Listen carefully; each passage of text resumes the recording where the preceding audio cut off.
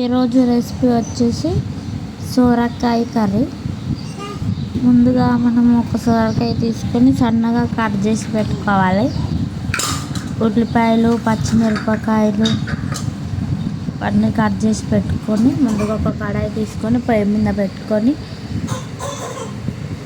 Oil వేయాలి. Oil వేసిన తర్వాత కొన్ని జీలకర్ర ఆవాలు వేయాలి. జీలకర్ర ఆవాలు వేసిన తర్వాత ఉల్లిపాయలు వేసిన కొద్దిసేపటికి కరివేపాకు వేయాలి. కరివేపాకు వేసినాక కొంచెం చిటికెడు పసుపు వేయాలి. చిటికెడు పసుపు వేసి అన్నీ కలుపుకోవాలి.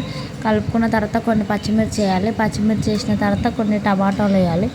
టమాటాలు వేసి కొంచెం కలుపుకోవాలి. కలుపుకొని తర్వాత మగ్గిన తర్వాత మనం ముందుగా కట్ చేసుకున్న సొరకాయలు ఉంటాయి కదా, ఆ సొరకాయ ముక్కలు అన్నీ వేసుకోవాలి.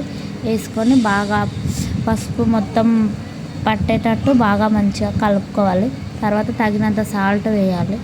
సాల్ట్ వేసి కలుపుకొని లో ఫ్లేమ్లో పెట్టి 10 నుంచి 15 నిమిషాలు లో ఫ్లేమ్లో ఉడికించుకోవాలి. వేడివేడిగా సొరకాయ కర్రీ రెడీ అవుతుంది. కొద్దిగా